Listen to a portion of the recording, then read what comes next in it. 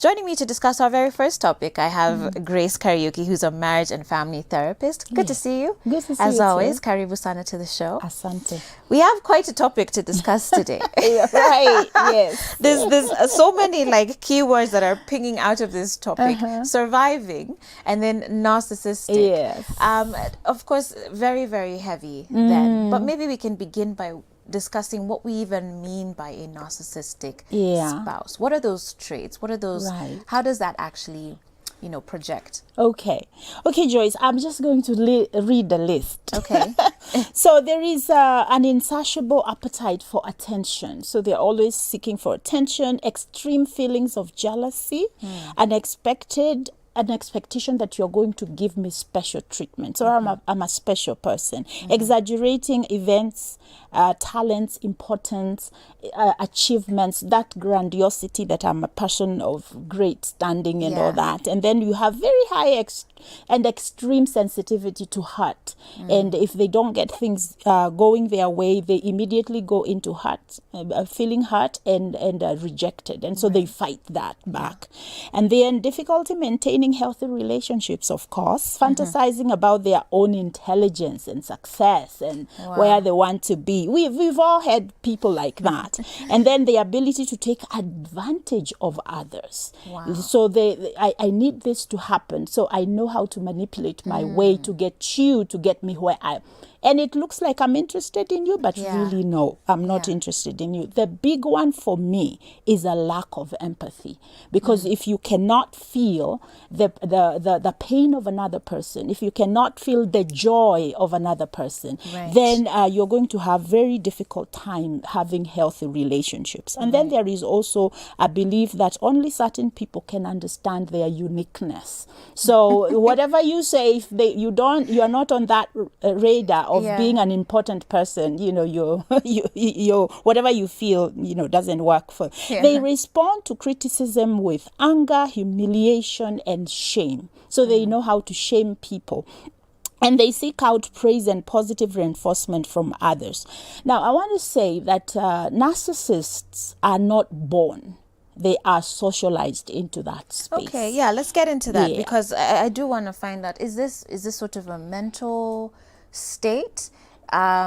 Is it a genetic trait? Is it just a characteristic that someone, develops as they grow older? Let's talk about that. It's actually, according to research, it comes from childhood experiences. So if you're a parent who is overly, the helicopter parent, pampering your kids, they never do anything wrong. I remember growing up and having this young man in my primary school, and every time he did something wrong, the mother came raging into that guy today, he's I won't even say what he has done. He's a full-blown narcissist. He has no empathy, no feelings, because he was pampered and he was taught that you're perfect. You do nothing wrong. So pampering children will develop that. And then there is also the neglect. So every time I speak, nobody listens to me. I'm not important.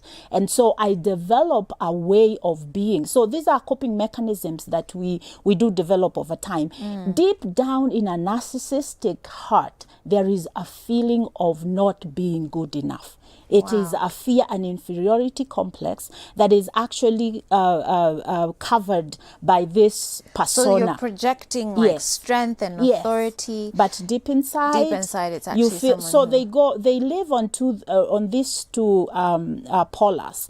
Number one, they are very good. And number two, they are very bad. So they don't know how to be in the middle. So if you criticize me, if you critique me, let's use the word critique. If you critique me, then I feel criticized and I feel hurt and I feel that you're saying I'm bad. So, and if you say I'm good, then I feel great and I feel like I'm on top of the world. I'm the best, I'm perfect, I'm omnipotent. So I thrive on that. So they don't know how to take this middle ground, and they treat other people the same way. Wow, that sounds like it would make for an absolutely tumultuous relationship. And I'd really love to hear from you guys. Perhaps let's just be honest, perhaps we're a narcissist, like you look at your partner in your relationship and you're just like, if it wasn't for me, Yes. you wouldn't be anywhere. Are you that sort of person in a relationship? Do let us know. But you could also be the other extreme, because you did say that there are those who just know how to manipulate. Like anytime they do something wrong, you're the one saying, oh, you've never loved me. Yes. And, you're very manipulative. Yes. Maybe that's you, or you're in a relationship like that, and perhaps you're seeking some answers to your questions. 22999 is the SMS line. You can let us know your feedback. You can also comment on our Facebook page at Switch TV Kenya. But here's the thing, though. It sounds like a very horrible relationship to be in, especially one where you're saying there's lack of empathy. Yes. Because when you think of a relationship, it's about two people supporting each other, right, cheering one another yes. on. So when there's lack of empathy, it sounds like a prison. So before someone commits their life to someone else and makes that vow, are there ways to sort of spot if this would be a problem in future? Right. Now, one of the things that you need to be aware of, narcissistic people, they tend to to act out like children. They have temper tantrums over small things. And so when we are around 18 months, when the ball goes around we call it object permanence, that even though the ball has gone around, it's still there. So you will find it. Yeah. When mom lives and she's going to work, you're not crying and feeling miserable, I'm rejected, that mom is going to come back. There is a place in development that we actually develop object permanence. Usually the narcissist doesn't develop that, because they have not had that consistency. They're always afraid of abandonment. They're always afraid of rejection. And so what happens is that now when they get into this relationship, it has to be all about me. Right. So you are supposed to be showing me that I'm important to you, you value me, and anything, because there is nobody who's perfect, and so we make mistakes. And so I will come and say that that you have made a mistake.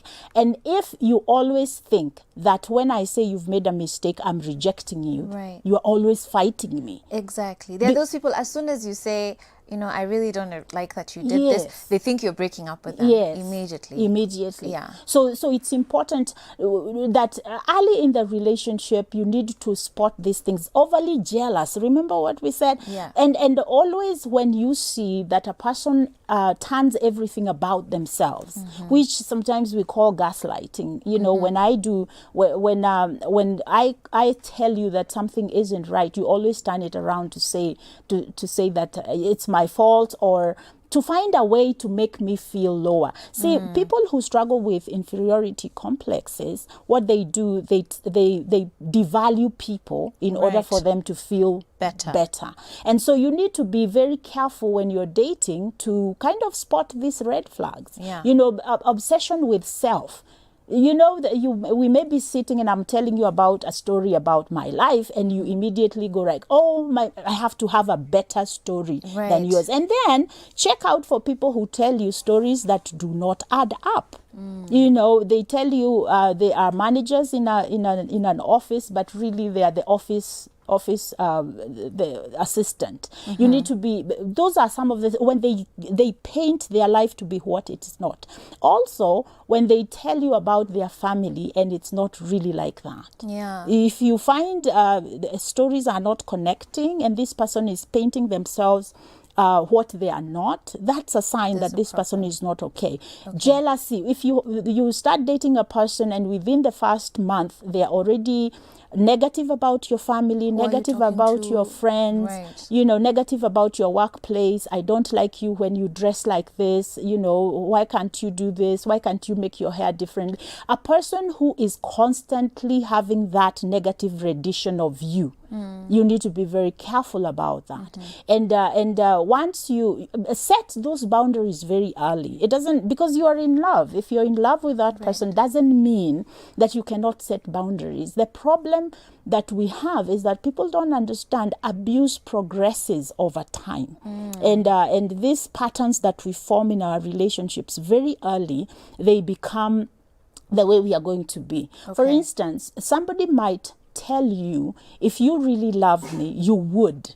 That's a Yes. manipulative statement. It's a very manipulative statement. So you need to be careful about that. A person who is telling you, especially, let me just talk, when I was here last, there was a lady who said she really is in college. She didn't want to move in with her boyfriend, but Yeah, he forced her to, or yeah. pushed her to do I it. remember that A SMS. person who is not going to pay attention to why you wouldn't want to do certain things, Right. that person has no interest in your interests. They have interest in their interest. And So you you're need a to be means careful. to an end. Yes. And that then means, though, once they've achieved what they want, Yes. like, your relationship is done. Right. And Wow. also, the other thing we need to also understand, narcissistic people have a craving for power and control. And so they will, the anger that you see, it's a way of controlling the situation. Are there risks that turns into physical abuse? Yes, over time, but it usually starts with that gaslighting, Okay. telling you you're not good enough, insinuating that you are overthinking things or you are seeing things. There is a movie that was done a long time ago, and this guy, he was a gaslighter with his wife, trusting wife, loving wife, and he would turn on the gas lights in the house. And they are flickering, but he would tell her it's in her mind.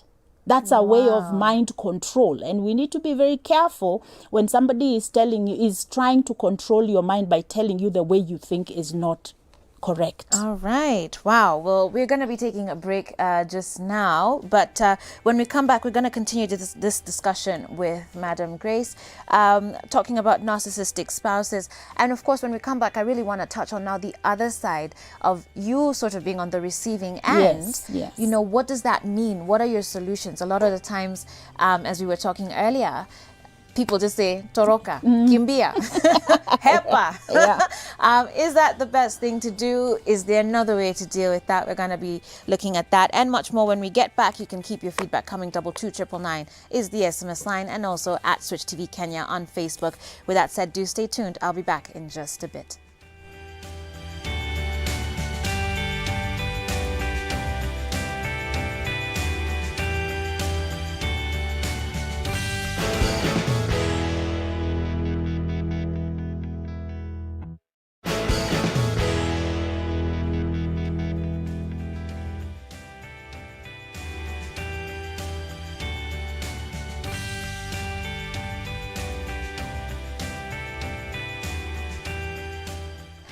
Welcome back to Full Circle with Joyce. Again, my name is Joyce Mwandiwahiga. Thank you for those of you who are SMSing in and sending in your feedback. Stanley Kamau on Facebook. Asante sana. You say you tuned in from Kitengela. I appreciate you watching.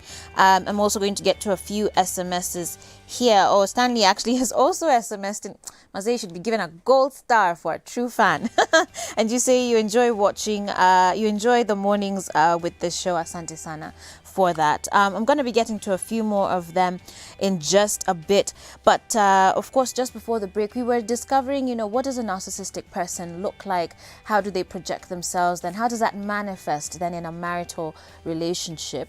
But now I really want to touch in on, is it possible to cure? I don't know if cure is the word. Yeah. Heal, because these sound like issues. Is it? Do you cure it? Do you heal? Right. You can. The biggest problem with narcissistic people is that they don't realize they are narcissistic. So the first step is actually being self-aware. So these days we have all kinds of information on Google, and Google is your friend. Go out and if you question why your relationships are not working, why you feel insecure, why you're always being negative with your partner, go online and look that up. But self-awareness is the biggest step that you have to take. Okay. Understand yourself, know yourself, and also, if you get the self-awareness, then seek healing. Go to a counselor and say, just help me to unpack. Right. This is what I went through. I remember working with a young man, and he told me about his trauma. He lost his parents, and now he was this person who was beating up women and really having a difficult time dealing with rejection. So the moment I experience some rejection, then I'm triggered to think that somebody is taking advantage of me. mtu ananibeba wana. And so I am going to fight for myself. Yeah. And so a narcissist can be healed, can be cured from a biblical point of view. In fact, there is a book that is written about the Holy Spirit led personality. Wow. And so you take the fruit of the Spirit in Galatians 5:19 or 22, from 19 all the way to 22, and read it in context and see when they talk about the people who will not inherit the kingdom of God, it's actually a narcissistic personality. Exactly. Yeah. But then but the spirit of the fruit of the Spirit is, and so you can practice these things. You can bring yourself to this space where you are asking yourself, when I say these things to my spouse, am I building them up? Am I loving them? Am I being patient? Am I being long suffering and all that? So a narcissistic person would have to be able to be self-aware. Okay. Yeah. Let me get to a question here. Someone says, hi, what would be the possible and immediate action to take if I have a friend who is narcissistic and they have only dated with her boyfriend for 2 months and she is demanding to wed? My goodness, after 2 months. Okay. And she is pushing her fiance towards the wedding plans. That's Glenna watching us from Kasarani. Wow. Very interesting. Yeah. So again, this is a person who either they are obsessed with the idea of a wedding, so they want, again, the attention. And I like what you said, because it's the actual obsession is not even with marriage. No. It's with the wedding day. Yes. You want to wear the dress. Yes. You want to have pretty flowers. You want to have all attention on you for that day. That's a very sad reality. Because you see, when I read the traits, there was the part of being jealous.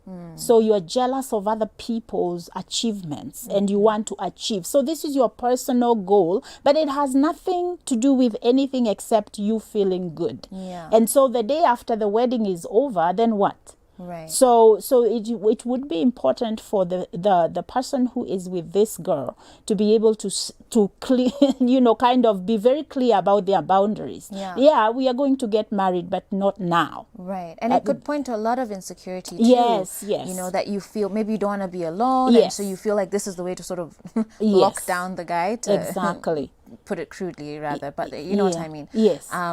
So wow, okay. So hopefully, Glenna, that kind of assists you there. It sounds like then the friend needs counseling really to unpack some of those issues. Right. Okay. And to even and the Glenda will have a difficult time, because unless the friend is aware that this is what she is doing, because the drive behind narcissism is actually enhancing their self-esteem. Remember I said the underlying issue is a feeling of inferiority. Right. And so this whole thing of the wedding and all that, marry me, it's all about enhancing a feeling of myself, feeling good about myself. Right. And so as Christians, I want to say we don't fight for self-esteem. We fight for self-worth. Because it's about our value, and God is the one who gives us value. And so if we believe and we know that we are valuable before God, we don't fight for self-esteem. Wow. We don't see ourselves as down here and we have to raise ourselves up. Absolutely. Yeah. But that also points then to the question of, so even for Glenna, talking to her friend, as you said, because a narcissistic personality is very much about an ego. Yeah. So, and a lot of the times narcissists aren't self-aware. Yes. So even for her to bring that up with her friend and say, you know what, I think this will be an issue, will bring a lot of tension in their relationship. Yes. Same with when you're in a marriage and maybe you have a narcissistic spouse.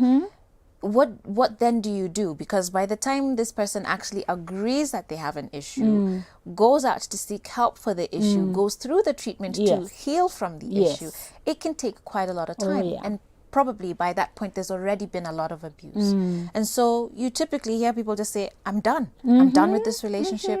Maybe those are the irreconcilable differences we hear about in divorce. So what options does a person have? Who is why stay? Yeah, this is the thing. There will be people who will say, I cannot stand this. And there will be people who will say, I know my husband or my wife. By the way, there is a term, female narcissism, that is there. It's very interesting to read on. But there is a person who will say, no, I'm going to stay. I'm going to stay. I love this man. We have children. We have invested together. I'm going to stay. This is what you need to do. Number one, you need to understand who you are married to.